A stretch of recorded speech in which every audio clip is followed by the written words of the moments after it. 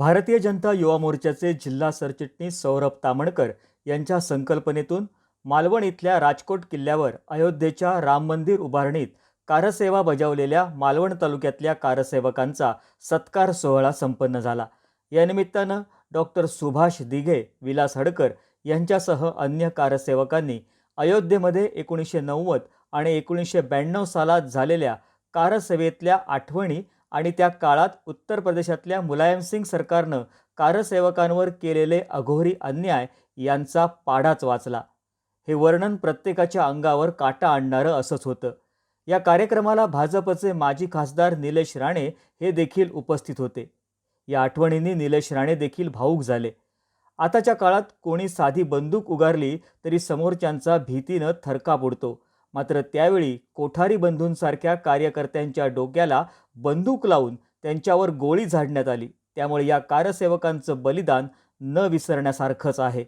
अयोध्येमध्ये कारसेवा केलेल्या व्यक्तींच्या बाजूला बसण्याचं भाग्य आज आम्हाला लाभलं आहे। हा आमच्यासाठी भाग्याचा क्षण आहे, अशा शब्दात निलेश राणे यांनी आपल्या भावना व्यक्त केल्या। शिवजयंतीचं औचित्य साधून सौरभ तामणकर मित्रमंडळाच्या वतीनं राजकोट किल्ल्यावर मालवण तालुक्यातल्या कारसेवकांचा सन्मान सोहळा संपन्न झाला। यावेळी विलास हडकर, डॉक्टर सुभाष दिघे, हरी चव्हाण, श्रीधर काळे, झुंजार हरमलकर, भाऊ सामंत, समीर गवाणकर, संजय गवंडी, प्रतिभा काळे यांच्यासह अन्य कारसेवकांचा सत्कार करण्यात आला। डॉक्टर सुभाष दिघे यांनी कारसेवेतला प्रवास कथन करत हिंदू राष्ट्राचा विचार सर्वांनी पुढे न्यावा असं आवाहन केलं। एक मनोहर असा प्रयोग होता। आम्हाला नशीब आमचं की आम्ही संघाच्या संपर्कात आलो आणि त्याच्यानंतर पुढचे दिवस आमचे सगळे मंतरलेले दिवस होते। 2013 पर्यंत मी अतिशय ॲक्टिव्ह असं काम केलं। त्यानंतर प्रकृतीप्रमाणे प्रवास कमी झाला आणि त्याच्यामुळे मग मला त्याच्यातून बाजूला यावं लागलं। पण तो मनुष्य संघाचा बाजूला झाला तर काही ना काहीतरी सामाजिक काम हे करत राहतो आणि त्याच्यामुळे अखेरपर्यंत काम करत राहणं हे हा मंत्र डॉक्टरांनी दिलेला आहे, हेडगेवारांनी, आणि त्याचंच आम्ही पालन करतो। एवढंच मला सांगायचं की आपण या निमित्ताने आपण ही प्रतिज्ञाच घेतली की आम्ही काही तरी हिंदू म्हणून आहोत, हिंदू राष्ट्र हे आहे आणि त्याच्यासाठी आमचा जन्म त्याच्यासाठी आहे आणि अनेक जण येतील जातील, पण तो हिंदू राष्ट्र हे कायम आहे आणि तो आपला विचार आपण कायम आपल्या पुढच्या पिढीमध्ये सुद्धा दिला पाहिजे। तरच ते वारंवार हिंदूंचं पतन होतं आहे। खूप वर्ष होतं आपण बघतोय, आपण वरती येतो परत खाली जातो, वरती येतो खाली जातो, तर असं परत परत खाली जाता कामा नये की हे संघटन जे टिकलेलं आहे हे अशा प्रकारे वर्धिष्णू आहेच ते आणि त्यामुळे वाढत गेलं पाहिजे। संपूर्ण समाज हा संघटित झाला तर आपल्याकडे वाकडी नजरेने कोणीही बघू शकणार नाही। त्यामुळे अशा प्रकारची भावना आपण सगळ्या मनामध्ये ठेवावी। विलास हडकर यांनी देखील अयोध्येतल्या कारसेवेचा अनुभव कथन केला। त्यांचं मनोगत अंगावर काटा आणणारं होतं। सियावर प्रभू रामचंद्र की, राम भक्त हनुमान की, छत्रपती शिवाजी महाराज की, भारत माता की जय, शिवाजी जय, भवानी। आपण ज्या आवाजामध्ये आता घोषणा देत आहात त्याच आवाजातल्या घोषणा अयोध्येमध्ये 1990 मध्ये दुमदुमत होत्या। श्रीरामाचा उद्घोष अशाच पद्धतीने मोठ्या आवाजात लाखो लोक, लाखो कारसेवक, राष्ट्रभक्त हे अयोध्येमध्ये करत होते आणि हे सगळं करत असताना आता आपल्या समोर जी काही परिस्थिती आहे त्याहीपेक्षा विपरीत परिस्थिती ही अयोध्येमध्ये 1990 मध्ये होती। 90च्या कारसेवेमध्ये अयोध्येमध्ये एका अर्थाने मोगलाईचाच वारसा चालवणाऱ्या मुलायमसिंगाचं राज्य होतं आणि प्रभू रामचंद्राचं मंदिर कोणत्याही परिस्थितीत उभं राहू देणार नाही ही जी मोगलाईंची इच्छा होती, त्या इच्छेचं प्रतीक असणारं मुलायमसिंग यादवनी म्हटलं होतं की या ठिकाणी एकही कारसेवक हा पोचणार नाही आणि जी विवादित वास्तू आहे त्या ठिकाणी कारसेवा घडणार नाही। त्यासाठी त्याने चंगही बांधले होते। मुख्यमंत्री असल्या कारणानं सुरक्षा यंत्रणेचा पुरेपूर वापर करण्याचा प्रयत्न त्यांनी केलेला होता। 200 किलोमीटरच्या बाहेर वाहनं थांबवली जात होती, रेल्वे गाड्या सुद्धा बंद होत्या. आणि त्यामुळे तो जे म्हणत होता, मुलायमसिंग जे म्हणत होते ते कदाचित घडू शकेल असं बाहेर असलेल्या सगळ्यांना वाटत होतं. मगाशी डॉक्टरांनी जे सांगितलं की त्या ठिकाणी चीटपाखरूही उडू शकणार नाही असं मुलायमसिंगांचं वक्तव्य होतं. अशा या ठिकाणी 1990 मध्ये ऑक्टोबरला 30 ऑक्टोबरला लाखो कारसेवक रामनामाचा उद्घोष करत अयोध्येत बाहेर पडले. आणि केवळ अयोध्येत बाहेर पडलेच नाही, तर ज्या विवादित वास्तू होती त्या विवादित वास्तूवर हजारोंच्या संख्येने कारसेवक हे चालून गेले. आणि त्याच्यामध्ये अनेक कारसेवकांना आपले प्राणही मुकावे लागले. प्रातिनिधिक 2 कारसेवकांचा उल्लेख करावाच लागेल. तो म्हणजे एक शरद कोठारी आणि त्यांचे बंधू असणारे कोठारी बंधू. ह्या दोघांनी 500 वर्षापूर्वी ज्या वास्तूवरनं श्रीरामाच्या मंदिरावरनं भगवा ध्वज खाली उतरला होता, तोच भगवा ध्वज पहिल्यांदा 1990 मध्ये या कोठारी बंधूंनी आणि इतर कारसेवकांनी या ढाच्यावर फडकावला.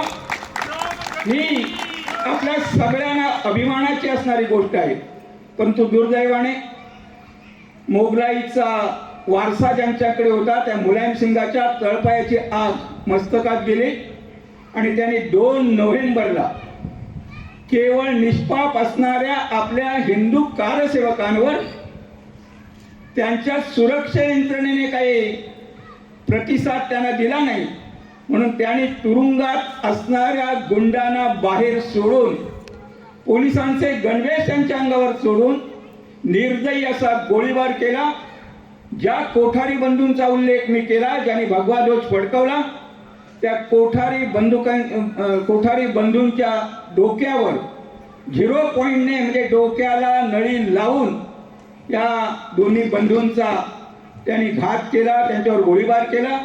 हजारो कारसेवकांवर गोळीबार केला. लाखो कारसेवक हे जखमी झाले. अशी 90ची कारसेवक, 92च्या कारसेवेतही जाण्याचा मला योग आला. त्या 92च्या कारसेवेत सुदैवाने आपल्या हिंदुत्वाचं प्रतिनिधित्व करणारं कल्याणसिंगांचं सरकार होतं. त्यामुळे अयोध्येत जाताना कोणतीही आडकाठी आली नाही. सगळेजण वेळेवर पोचले. लाखोच्या संख्येने कारसेवक 92ला अयोध्येत एकत्र आलेले होते. त्यावेळी असंच ठरलं होतं की हरिनामाचा, रामनामाचा जयदीप करत, जयघोष करत आपण कारसेवा करायची. परंतु गेलेल्या कारसेवकांच्या घरातनं असं सांगितलं अनेकांना, मागच्या वेळी कारसेवेला गेला परंतु तो ढाचा पाडून आला नाही. म्हणजे अनेक लोकांचे अनुभव असे होते, यावेळी तुम्ही कारसेवेला जाताय, जर परत घरी यायचं असेल, तोंड दाखवायचं असेल तर ढाचा पाडूनच या. आणि आपल्या सगळ्यांना अभिमान वाटेल की असं ज्या घरातनं सांगितलं गेलं अशा अनेक कारसेवकांनी या अयोध्येतल्या विवादित ढाच्यावर चढले. त्याने अनेक प्रकारे काही जणांनी हत्यारही नेलेली होती. अशा हत्यारांचा वापर करून काही जणांनी ज्या मुलायमसिंगाने हा ढाचा वाचवण्यासाठी जी कुंपणं केली होती त्याचे पाईप तोडून हा ढाचा त्यावेळी पाडला. याच्यातही दुर्दैवाने आपले हजारो कारसेवक हे हौतात्म्य पत्करावं लागलं. कारण हा सगळा ढाचा पाडत असताना वरती कारसेवक होते, खालूनही तो पाडण्याचा प्रयत्न करत होते. अशा वेळी तो ढाचा हा पाडला गेला. या कार्यक्रमाला भाजपा नेते निलेश राणे यांनी उपस्थिती दर्शवली. यावेळी मंडळाच्या वतीनं सौरभ तामणकर यांनी त्यांचं स्वागत करून सत्कार केला, तर निलेश राणे यांच्या वतीनं कारसेवकांचा सत्कार करण्यात आला. निलेश राणे यांनी आपल्या भावना मांडताना कारसेवकांचं बलिदान श्रेष्ठ असल्याचं सांगितलं. आपण आज या कारसेवकांच्या सानिध्यात आहोत हे माझं भाग्यच आहे असं ते म्हणाले. मला सौरभ तामणकर आणि त्यांच्या सगळ्या टीमला, अखिलेश असेल, पालेकर असेल, सावंत असेल, सगळ्यांना मनापासून त्यांचे आभार व्यक्त करायचे आहेत की त्यांनी हा कार्यक्रम घेतला आणि घ्यायच्या अगोदर त्यांना तो सुचला. अनेक लोकांना आपल्या पूर्वीची पिढी काय करून गेली, त्यांचं महत्त्व काय हे पुढच्या पिढीला कळावं असं वाटत देखील नसते. पण आमच्या ह्या मालवणच्या सगळ्या सहकाऱ्यांना नुसतं सुचलंच नाही, तर कारसेवकांनी आपल्या देशासाठी दिलेलं बलिदान आणि योगदान हे दोन्ही लक्षात ठेवून आज एवढा भरगच्च कार्यक्रम इथे आपण आयोजित केला. मनापासून आपल्या सगळ्यांचे मी आभार व्यक्त करतो. जसं मी बोललो की हे सुचणं पण फार मोठं भाग्य लागतं आणि आम्हाला आमच्या जीवनामध्ये हे सगळे रत्न आम्हाला बघायला मिळाले, त्यांचे अनुभव ऐकायला मिळाले, हे माझ्यासारख्या कार्यकर्त्याचं मी भाग्य समजतो. कारण का आपल्या डोक्यात देखील येणार नाही. आता जेव्हा हडकर साहेब इकडे बोलत होते, म्हणजे त्यांच्या भाषणातून आहे ना आपण त्या काळात गेलो की नाही. म्हणजे एवढं त्यांनी सोप्या शब्दामध्ये त्यांच्या भावना ज्या व्यक्त केल्या ना, म्हणजे माझ्यासारखा माणूस पण त्या युगात गेला. जेव्हा 1990 सालीचा जो प्रसंग सांगितला साहेब हडकर साहेब, तेव्हा मी 9 वर्षाचा होतो. 92चं सांगितलं तेव्हा 11 वर्षाचं होतो. म्हणजे आपल्यासारख्या रत्नांकडून हे सगळं ऐकणं हे आमच्यासाठी खरोखर आम्ही भाग्यवान आहोत की आम्हाला हे ऐकायला तरी मिळालं. या पुढच्या पिढीला हे शब्द वारंवार कानावर पडावे. काय ह्या लोकांनी सहन केलं असेल, काय ह्या लोकांवर बितलं असेल, आपण विचारही करू शकत नाही. त्याच्या अगोदरचा काळ म्हणजे छत्रपती शिवाजी महाराजांचा काळ, कसे ते मावळे लढले असतील. आपण साहेब सगळे दिन आपण साजरे करतो, valentine day, rose day, propose day. आपण कधी मावळा डे नाही सेलिब्रेट करत. तो केला पाहिजे महाराष्ट्रामध्ये.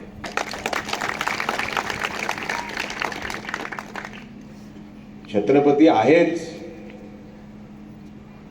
पण मावळ्यांना घेऊन राज्याभिषेक झाला. मावळे नसते तर ह्या कुठल्या युद्धामध्ये सैन्य कुठलं असतं. पण आपण इतिहास झटकन विसरतो. राम मंदिर असंच उभं राहिलं आपल्याला वाटतं. नंतर अशी भाषणं जेव्हा आपल्या कानावर पडतात ना, तेव्हा कळतं की काय काय झालं असेल. तेव्हा विचार करावं, इकडे गोळी मारली, इकडे. म्हणजे आपण कोणाला रिव्हॉल्वर अशी दाखवली ना तरी तो घरी पळतो, आहे का नाही. लांबून जरी दाखवले, हे बघ पिस्तूल, काढू काय.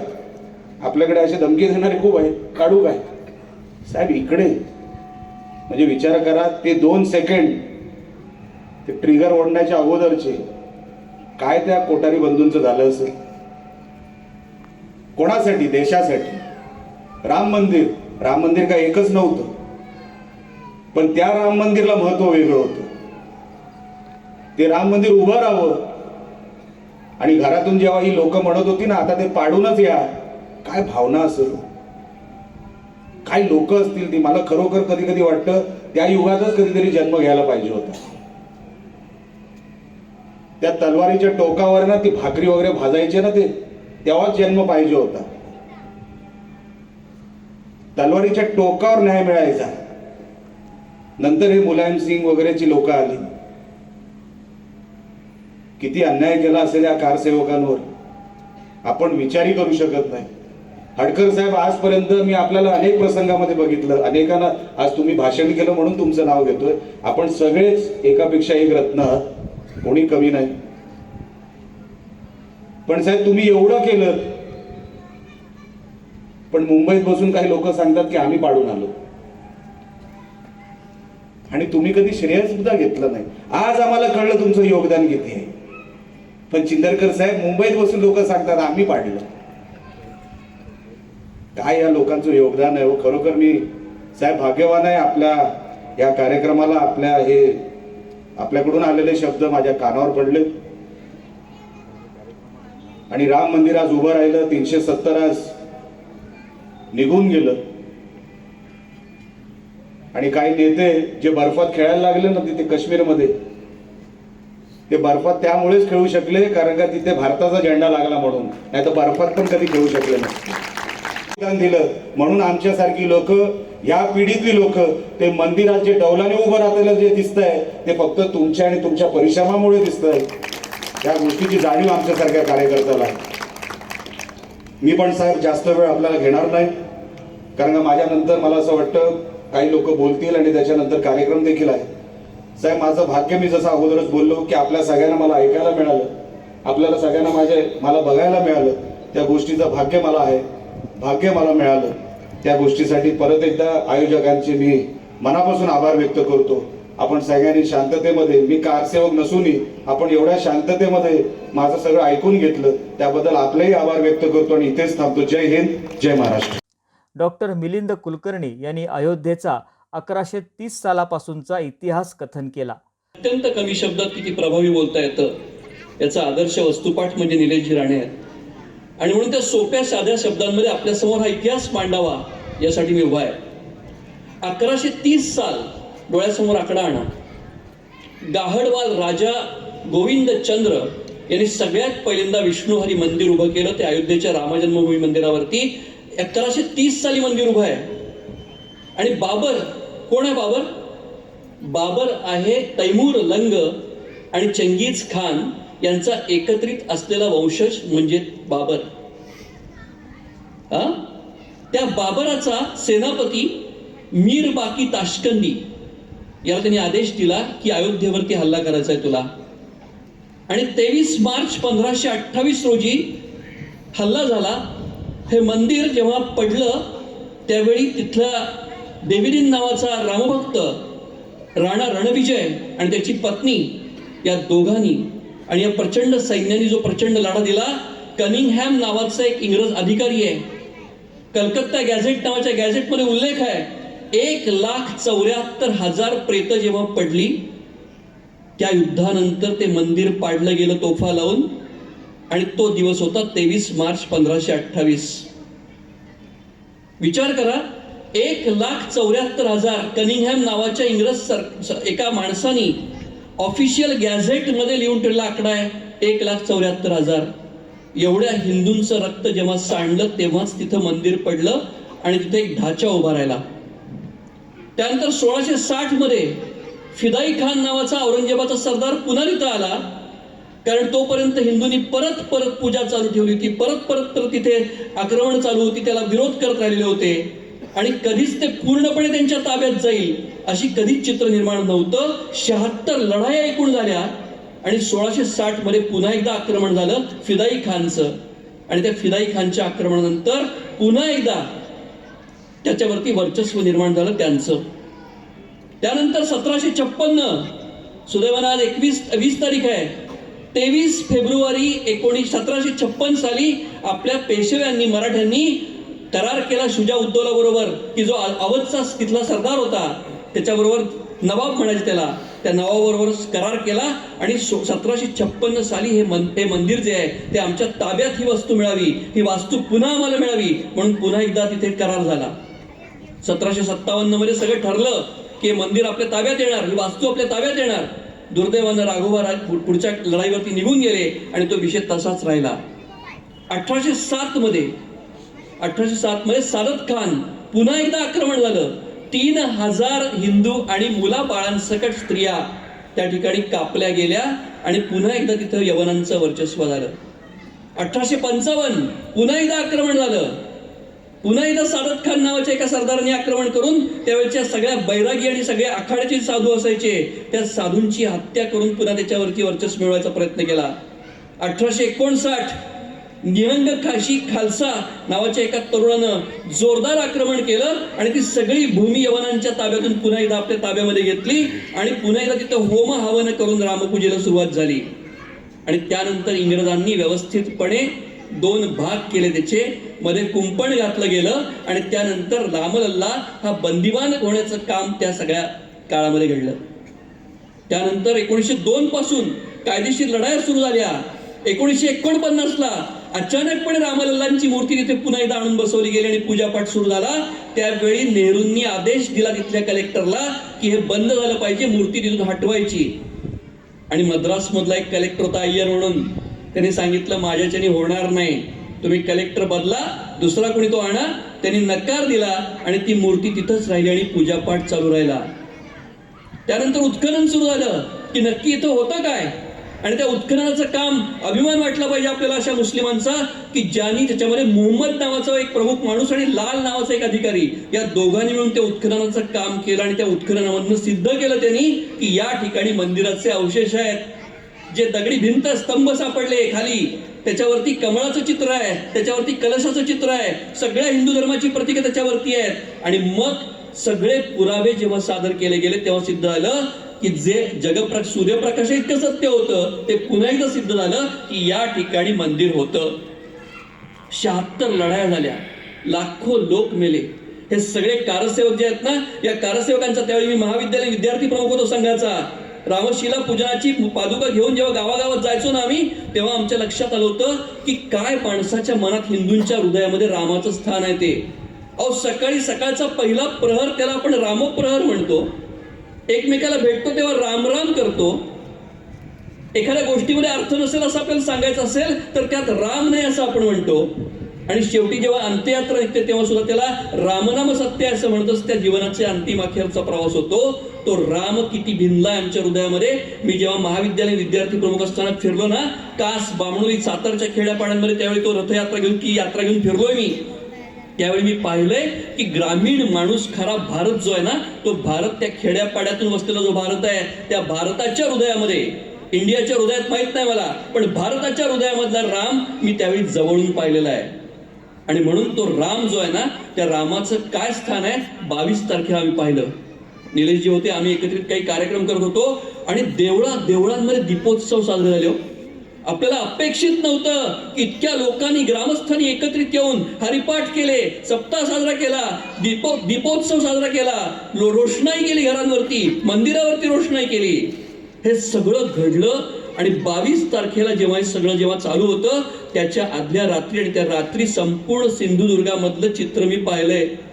चमत्कार वाटावा असं सगळा माणूस, सगळा हिंदू मनुष्य, सगळा हिंदू समुदाय, मगाशी दिघे सरांनी सांगितलं तसं सर्वेशाम अविरोधेनं, कुणाच्या विरोधात नाही, पण त्या रामासाठी म्हणून सगळेजण तिथे उभारले. तो दीपोत्सव साजरा झाला. या कार्यक्रमाला सौरभ तामणकर यांच्यासह राकेश सावंत, निशय पालेकर, फ्रान्सिस फर्नांडिस, चंद्रकांत मयेकर, कुणाल खानोलकर, झुबेर खान, गौरव लुडबे, लौकिक कांदळकर, आदित्य वर्दे, तुषार वाघ, संकेत हसोळकर यांच्यासह मंडळाचे अन्य कार्यकर्ते आणि मेढा राजकोट इथले नागरिक उपस्थित होते. या सत्कार सोहळ्यानंतर पोवाड्याचा कार्यक्रम संपन्न झाला. यावेळी मोठ्या संख्येनं नागरिक उपस्थित होते. कुणाल मांजरेकर, कोकण मिरर, मालवण.